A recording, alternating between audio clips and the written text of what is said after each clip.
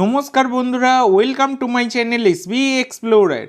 তো বন্ধুরা, আজকের ভিডিওতে ছোট্ট কয়েকটা আপডেট তোমাদের সাথে শেয়ার করতে চলেছি। তো অবশ্যই সকলে যারা যারা চ্যানেলে প্রথমবার এসেছো একটা করে সাবস্ক্রাইব করে দিতে ভুলো না।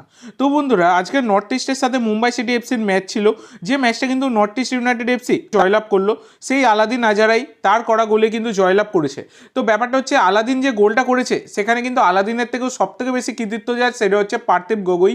তো পার্থিব গগৈ দুর্দান্তভাবে তিনি কিন্তু ক্রসটা করেছিলেন, এবং সবথেকে বড় কথা, তারপরে কিন্তু আবার একটা নর্থ ইস্ট পেনাল্টি অবধি পেয়েছিল, কিন্তু সেই পেনাল্টি থেকে পেনাল্টিটা আর কি মিস করে দেয় আলাদিন আজারাই, যেটা কিন্তু দুর্দান্তভাবে সেভ করে দেয় মুম্বাইয়ের গোলকিপার রেইনেস, দুর্দান্তভাবে সেভ করে দেয়। এছাড়া আলাদিন আজারাই আর একটা গোল করেন, এছাড়া ম্যাকারটন তিনিও কিন্তু আর একটা গোল করেন। এইভাবে কিন্তু 3-0 গোলে জয়লাভ করে নর্থ ইস্ট ইউনাইটেড এফসি। এইভাবে কিন্তু এবারের আইএসএল এই বছরের মতো কিন্তু শেষ হলো।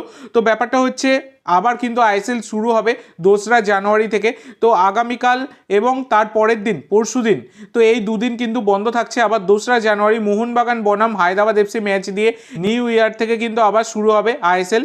তো এই হচ্ছে ব্যাপার। তো পয়েন্টস টেবিলটা তোমাদেরকে জানিয়ে দিই। 1 নম্বরে মোহনবাগান আছে 13 ম্যাচে 29 পয়েন্ট নিয়ে। 2 নম্বরে বেঙ্গালুরু 13 ম্যাচে 27। 3 নম্বরে এফসি গোয়া 12 ম্যাচে 22। 4 নম্বরে নর্থ ইস্ট 13 ম্যাচে 21। 5 নম্বরে জামশেদপুর 12 ম্যাচে 21। আর 6 নম্বরে উড়িষ্যা রয়েছে 13 ম্যাচে 20 পয়েন্ট নিয়ে। তো এই হচ্ছে পয়েন্টস টেবিলটা, তোমাদেরকে জানিয়ে দিলাম। তো এরপরে তোমাদের যেটা জানাবো সেটা হচ্ছে ডার্বি নিয়ে। তো প্রচুর সংশয় ছিল, আমি তোমাদেরকে আগেও শেয়ার করেছি। তো গঙ্গাসাগর মেলার জন্য ফিরতি লেগের যে কলকাতা ডার্বি 11ই জানুয়ারি হওয়ার কথা ছিল মোহনবাগান ইস্ট বেঙ্গলের মধ্যে, সেই ডার্বি কিন্তু স্থগিত হয়ে যাওয়ার কথাই ছিল। তো আজকে ক্রীড়ামন্ত্রী অরূপ বিশ্বাস তিনি কিন্তু একদমই বলতে গেলে ঘোষণা করে দিলেন যে ডার্বি আপাতত কিন্তু স্থগিত। তো এই হচ্ছে ব্যাপার। তো ডার্বির ভবিষ্যৎ কিন্তু বর্তমানে দাঁড়িয়ে অন্ধকার। সব কিছুই হচ্ছে, খেলা বাদে সব কিছুই করা সম্ভব আমাদের পশ্চিমবঙ্গে। তো সেই কারণে কিন্তু গঙ্গাসাগর মেলার জন্য পুলিশি নিরাপত্তা দেওয়া যাবে না, এই কথা জানিয়ে কিন্তু ডার্বি স্থগিত, এইটা কিন্তু তারা বলেছে।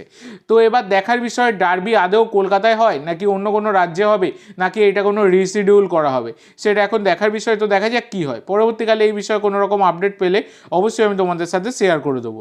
তো আজকের জন্য এইটুকু বন্ধুরা। ভিডিওটি ভালো লাগলে অবশ্যই লাইক করো, শেয়ার করো। আমার চ্যানেলে প্রথমবার এসে থাকলে চ্যানেলটি সাবস্ক্রাইব করো, আর কমেন্ট করে জানাও ভিডিওটি কেমন লাগলো।